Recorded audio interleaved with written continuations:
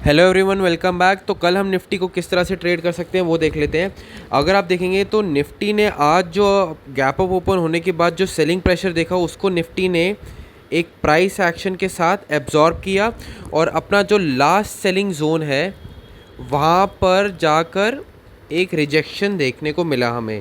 ठीक है, तो कल हमारे लिए जो एक्सपायरी का जो सेटअप हम हो सकता है वो हम ये कर सकते हैं कि इस रेंज के अंदर अगर निफ्टी ओपन होती है और अगर यहाँ पर रेंज बनने के बाद ब्रेकआउट आए तो हमारे को 848 और 901 के टारगेट्स देखने को मिल सकते हैं। बाकी हमें प्राइस एक्शन क्या देखना है, अगर फ्लैट ओपनिंग होने के बाद अगर यहाँ पर आप प्राइस एक्शन को अच्छे से समझोगे तो यहाँ पर एक ये हायर हाई का स्ट्रक्चर बन रहा है और हायर लो का स्ट्रक्चर बना है।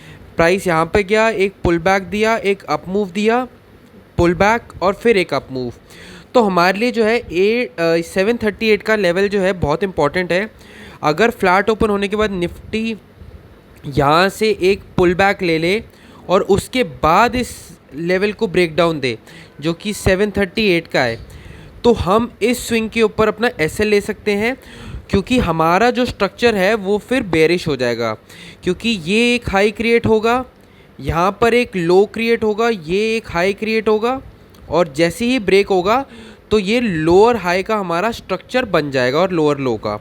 तो जैसे ही ब्रेक डाउन होएगा तो हमारे को जो टारगेट्स देखने को मिल सकते हैं वो है 698 तक के।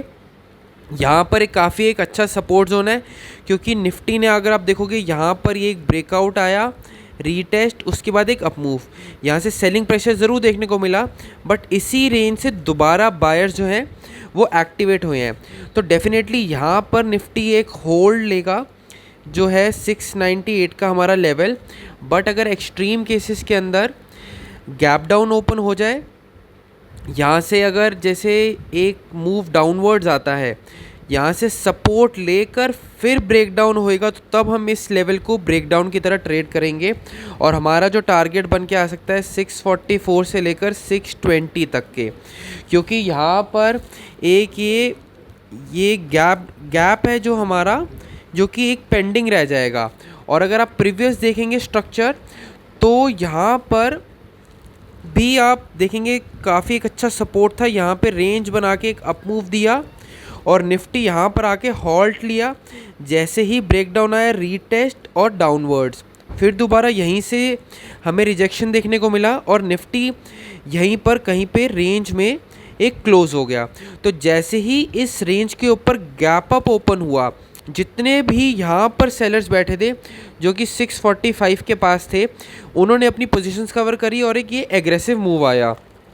ठीक है, तो अब हमें यही देखना है कि जैसे ही गैप डाउन अगर ओपन हो जाए, प्राइस यहाँ पर हॉल्ट लेकर एक पुल बैक देकर ब्रेक डाउन देगा, तो हमें 645 और 620 तक के टारगेट्स देखने को मिल सकते हैं। बाकी अगर निफ्टी गैप अप ओपन हो जाए इस एरिया के पास, तो जितने भी यहाँ पर एसएल लगे हुए हैं, जितने भी कॉल राइटर्स के एसएल हैं वो सारे हिट होंगे। बट हमें तब भी ये वेट करना है कि प्राइस यहाँ पर आकर रिजेक्शन लेके एक अप मूव देगा, तो हमें एक अच्छा एक अप मूव ऊपर की साइड पे मिल सकता है। ठीक है, तो हमारे जो टारगेट्स जो बन के आएंगे 848 और 905 के हमारे टारगेट्स बन के आ सकते हैं। गैप डाउन सिनेरियो भी आपको समझा दिया और फ्लैट भी समझा दिया है। तो बस आज के लिए इतना ही। Please do like share and subscribe. Thank you.